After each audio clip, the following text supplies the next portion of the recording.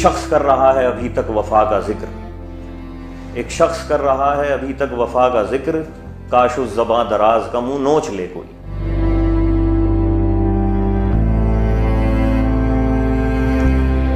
جہاں اس سب سے جان ایلیا کی پاپولیرٹی بہت بڑھی، وہیں ایک نقصان یہ ہوا کہ جان ایلیا کے ماننے والوں میں، ان کے فالوورز میں بہت بڑی تعداد تھی جو کہ شاعری سے بالکل ناواقف تھے، جو کہ اچھے شعر اور برے شعر میں تمیز کرنا بھی نہیں جانتے تھے۔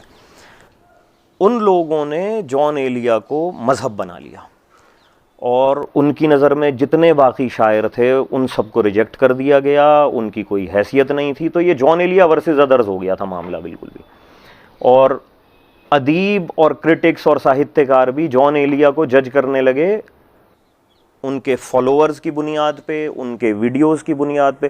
بہت لوگوں کو تو میں نے یہ کہتے ہوئے سنا ہے، یار یہ جو جھنجھلاہٹ ہے نا ان کی شاعری کے اندر، یہ شاعری میں کچھ جچتی نہیں ہے۔ جیسے ان کا وہ شعر ہے، حالانکہ مجھے بہت پسند ہے، کہ ایک شخص کر رہا ہے ابھی تک وفا کا ذکر، ایک شخص کر رہا ہے ابھی تک وفا کا ذکر، کاش اس زباں دراز کا منہ نوچ لے کوئی۔ تو ایسی جھنجھلاہٹ جو ہے یہ بہت لوگوں کو لگتا ہے یار نہیں، یہ شاعری میں نہیں ہونی چاہیے۔ چلو ٹھیک ہے شاعری میں، لیکن جان ایلیا کو پڑھیے، جان ایلیا کو ان ویڈیوز تک محدود مت رکھیے، اس جھنجھلاہٹ تک محدود مت رکھیے۔ آپ جب جان ایلیا کو پڑھیں گے آپ کو سینکڑوں رنگ دکھیں گے، آپ کو ان کے اندر جو ہے طرح طرح کے رنگ نظر آئیں گے۔ وہ ہر رنگ کی شاعری کرنا جانتے تھے اور وہ ہر چیز کے اوپر شعر کہا کرتے تھے۔ تو لیکن وہ ان کو ایک سکہ بند انداز سے دیکھا جا رہا ہے، ان کو ان کے فالوورز کو دیکھ کر جو ہے ان کو پرکھا جا رہا ہے۔ یہ بہت بڑا نقصان ہوا ہے۔ اور ان کی ایک نظم ہے، مثال کے طور پر میں وہ نظم آپ کو دکھاتا ہوں۔ مگر یہ زخم یہ مرہم، تمہارے نام تمہارے نشاں سے بے سروکار، تمہاری یاد کے موسم گزرتے جاتے ہیں، بس ایک منظر بے ہجر و وصل ہے جس میں۔ اب دیکھیے یہاں کہا ہے منظر بے ہجر و وصل، اس کو یعنی کہ ایک ایسی سینری کہ جس میں کچھ بھی نہیں ہے، کچھ بھی نہیں ہے۔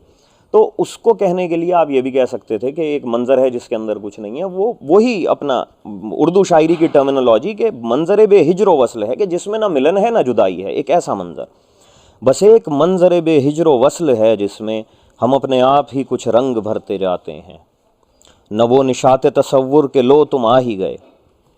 جب یقینی کسی چیز پہ نہیں ہے تو امیجن بھی کیا کر لیں گے؟ تو امیجنیشن کا جو سکھ ہے، جو امیجن کر لیتے ہیں ہمارا محبوب چلا آ رہا ہے سامنے سے، اس کو سوچ کر ہی خوش ہو جاتے ہیں، وہ چیز سے بھی جو ہے حد ہو چکے ہیں ہم۔ نہ وہ نشاط تصور کہ لو تم آ ہی گئے، نہ زخم دل کی ہے سوزش کوئی جو سہنی ہو، نہ کوئی وعدہ و پیما کی شام ہے نہ سحر، نہ شوق کی ہے کوئی داستاں جو کہنی ہو، نہیں جو محمل لیلائے آرزو سر راہ۔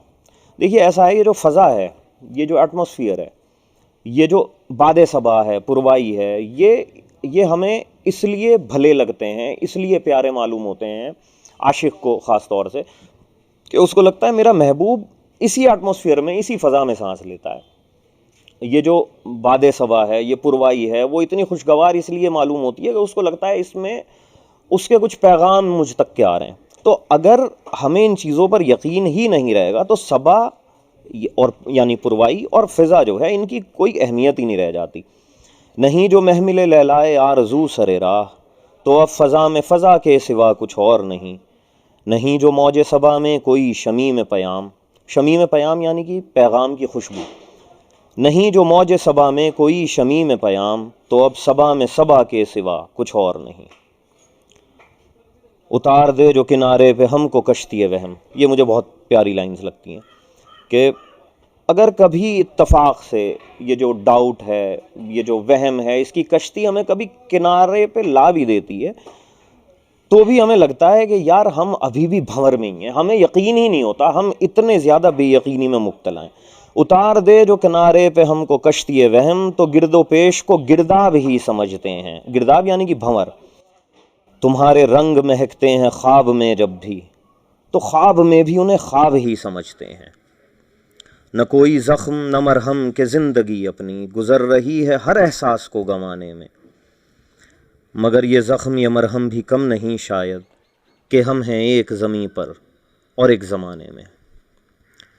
بات یہ ہے کہ باتیں تو بہت کی جا سکتی ہیں جان ایلیا پہ، لیکن تھوڑی سی لفظوں میں جان ایلیا کو ایکسپلین کرنا تو بڑا مشکل ہے. تو پڑھا جانا چاہیے، بہت زیادہ پڑھا جانا چاہیے جان ایلیا کو.